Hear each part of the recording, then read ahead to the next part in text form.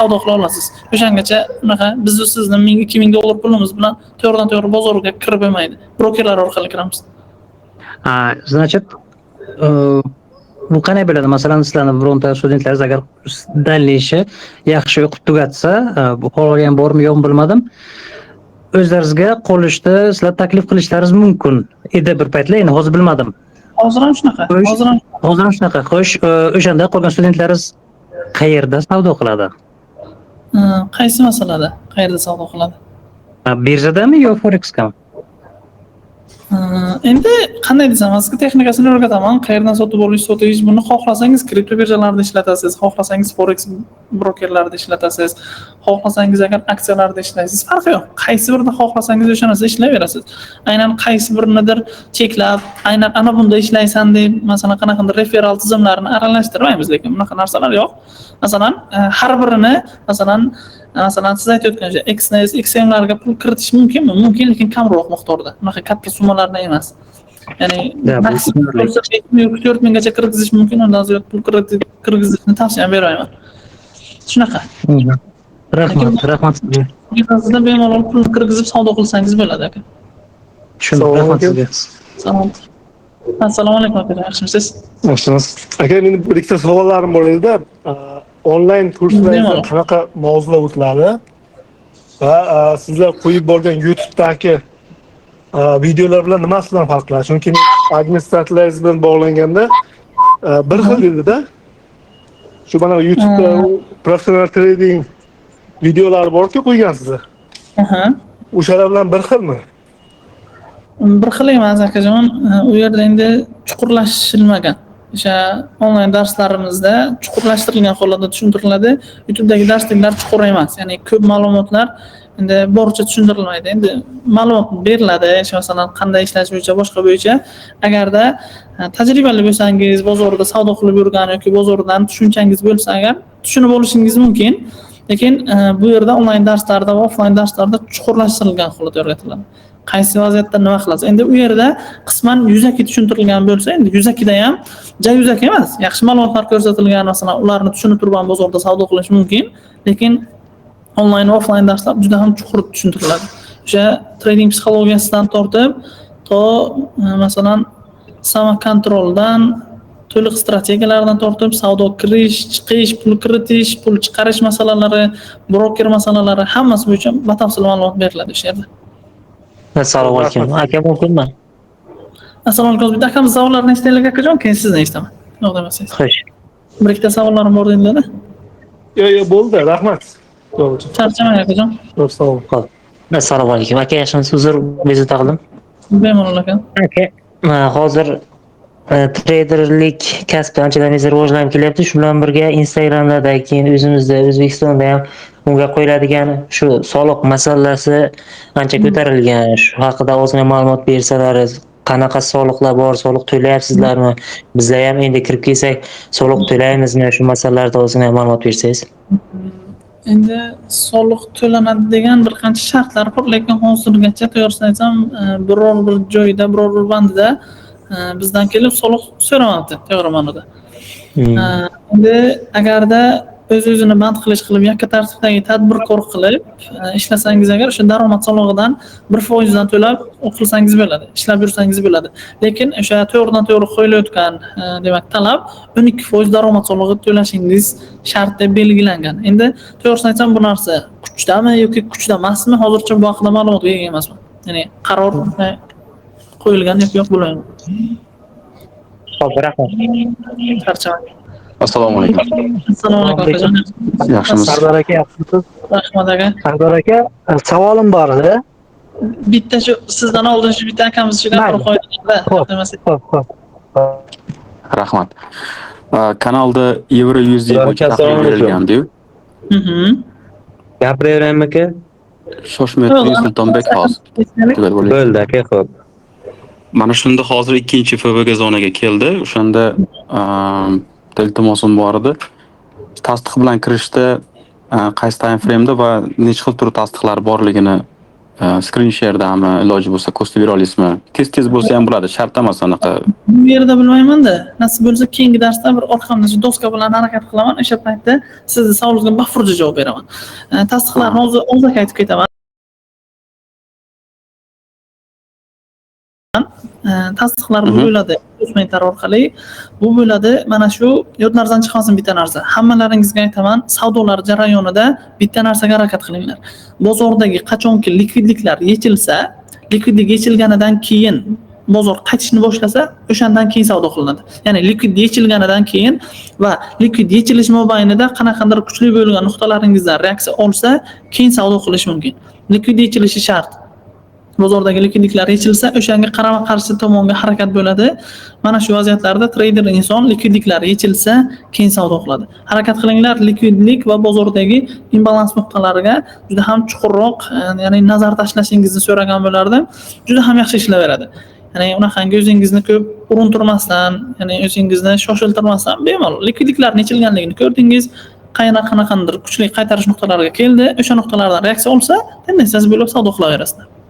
Ya'ni bu bo'yicha hozirgi holatda bu kelgan bo'lsa yechilgan, yechilmaganmi shuni bila olmayapman deb. To'g'risida bu tahlilni men tashlamaganman akajon, o'sha narsani. Siz emasmi? Keyin ikkinchi savolim bor edi. Men hozirda aksiyalarga kiritish bo'yicha, investitsiya kiritish bo'yicha limit belgilanmoqchi ekanda sentyabrdanmi yoki avgustdanmi $10,000 o'zi asli bank bir oy oldin o'zi bu narsani aytgandi, qonun endi chiqyapti, lekin o'zi bank aytgandi $10,000 ortiq chiqara olmaysiz. Endi Swift'dan chiqarmoqchi edimda. Bu masalalarda ma'lumot bera olmaysizmi? Ertadan keyin shu aksiyalarni Amanadami yoki interaktiv brokerdan olmoqchi bo'lsak, shotimiz faqat $10,000 bo'lishi kerakmi?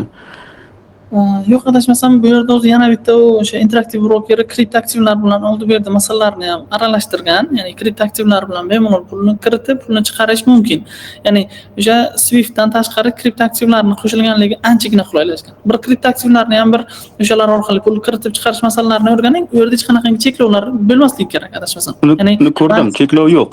Tushdi ham pul. Endi men o'ylab qoldim, aynan $10,000 chegara qilingan bo'lsa, kriptoaktiv bilan ham kiritsak $10,000 oshsa qonun buzilib qolmayaptimi yo'qmi degan savol tug'ilib qoldi. Yo'q, endi kriptoaktivlarda o'sha solig'ingizni to'lab kirgizaverasiz, hech kimning ishi yo'q sizga. Qancha daromad qilsangiz. Bo'ldi, tushundim, rahmat. Charchamang akajon. Savol bersam bo'ladimi? Bering akajon, savol bersam mayli. Sardor aka.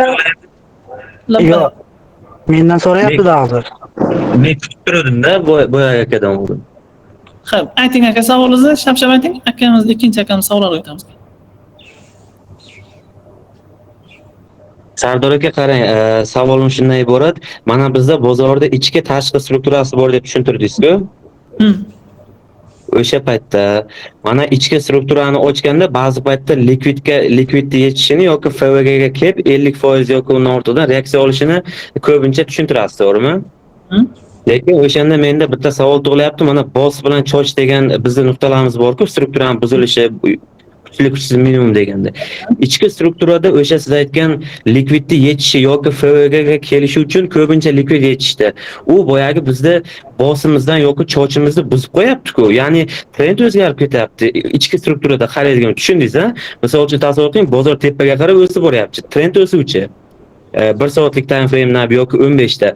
Bizda likvidimizniki bir korreksiya berib, bir pastga yetishi uchun u bizda anomizda kuchli minimumimizni buzib qo'yadi-ku. Unda trend shunda tushuvchiga o'tib ketmaydimi? Shunda ikkilanib qolyapman-da.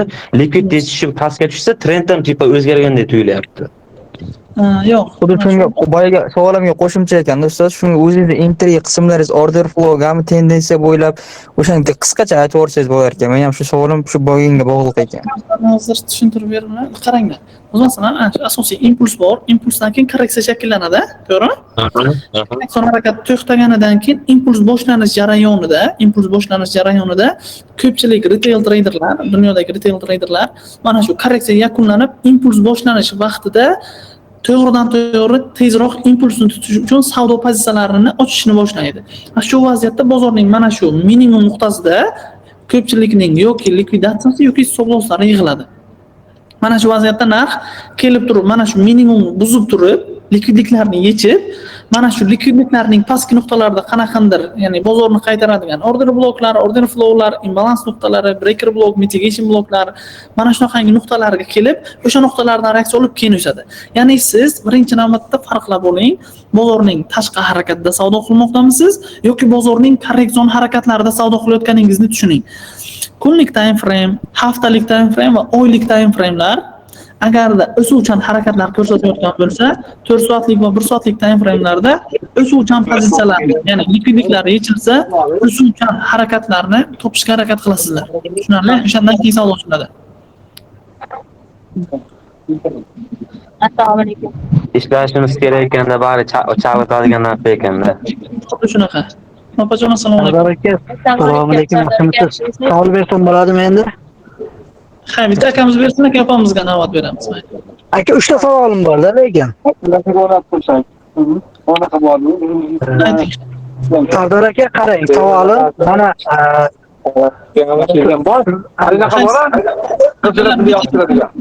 bitta o'zi kim agarda savolni yakunlagan bo'lsa, mikrofonlarni o'chirib qo'yinglar.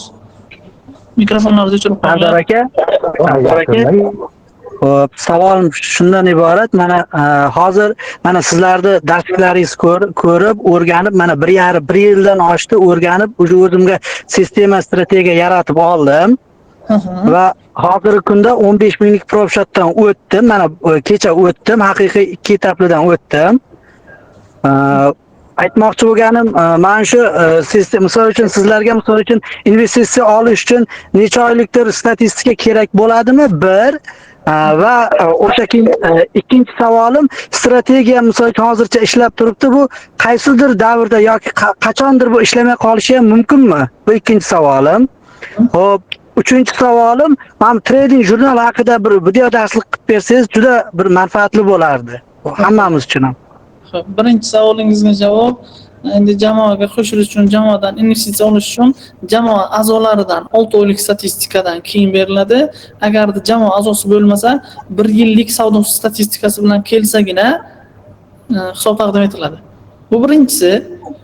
Ikkinchi savolingizga javob, aytaylik, nima edi ikkinchi savolingiz? Strategiyangiz ishlashi. Bu strategiyani ishlamaslik masalalarida bo'lsa agar, bu bozor yodingizdan chiqmasin. Bu bozorda o'zgarmaydigan bittagina narsa bor. Ya'ni o'sha 100 yil oldin, hozir va 100 yildan keyin ham o'zgarmaydigan bittagina narsa bor. U ham bo'lsa hissiyot. Mana shu odamlar juda ham ko'p, odamlarda hamma vaqt, ya'ni tez pul topishga bo'lgan mo'yillik juda ham baland. Ya'ni qaysidir strategiya ishlamaydi degan narsa yo'q. Qaysi biridir ishlaydi, qaysi biridir ishlamaydi, qaysidir vaziyatda. O'sha vaziyatlarda o'zingizdagi o'sha savdo sistemangizdagi o'sha bozor harakatlari kelish jarayonida savdo pozitsiyalaringizni ochib ishlab ketaverasizlar. Agarda o'sha holatlar agarda bozorda shakllanmasa, imkon qadar ishlash kerak emas. O'sha savdo ya'ni bozorda takrorlanuvchanlik hamma vaqt bor. Ya'ni bozor hamma vaqt sizga imkoniyat beradi. Shoshqaloqlik qilmanglar. Aytaylik, shu hafta zararda bo'layotgan bo'lsa, keyingi haftada foyda bo'ladi. 2 haftani zarar qilgan bo'lsangiz, 3-hafta bozor sizga beradi o'sha pulni. Ya'ni shoshqaloqlik qilish kerak emas. Shoshilmasdan, tamayli xotir, tendensiyasi bo'ylab savdolar qilish, ya'ni bozor harakatlari bo'ylab imkon qadar mana shu kirish chiqish nuqtalariga e'tibor berib, shoshqaloqlik qilmasdan stop losslarni joylab, ya'ni imkon qadar qaranglar. Bitta nuqta yodingizdan chiqmasin, savdolaringiz jarayonida nafs bilan savdo qilish bor, masalan, aql bilan savdo qilish bor. Nafs bilan savdo qilsangiz agar pulingizni yo'qotasiz. Aql bilan hissiyotlaringizni jilovlab savdo qilsangiz, bozor sizga imkoniyatni taqdim etaveradi qayta-qayta. Ya'ni qaysidir vaziyatlarda stop loss bo'lsa, qaytadan keyingi harakatlarda o'zingizni foydangizni tutib ketaverasizlar. Xo'p. Uchinchisi Trading jurnal. Ha, trading jurnalni nasib bo'lsa YouTube'dan sizlarga taqdim etishga harakat qilaman. Trading jurnal qanday yuritish boshqasi bo'yicha bir qancha ma'lumotlar taqdim etiladi. Triplarda mavjud, lekin shu video. Bo'lishi mumkin. Savol bersak bo'ladimi? Bering. Assalomu alaykum. Boydan bir gapni aytib. Bitta shu opamizga javob beraylik, imkoniyat beraylik, rostdan ham. Rahmat. Sardor aka, anaqa hozirda oylik time frame bor-ku. O'sha eng oxirgi minimumni tanasi bilan yopgan ekanda. Bu sellga anaqa beradimi? Bo'lsin. yoki bo'lmasam yana boy bo'lib ketishi mumkin. Endi qarang, o'sha tashqi harakatdagi bir oylik time frame agarda narx harakatlari o'suvchan bo'lsa, haftalik va kunlik time framelarga e'tibor qaratasiz.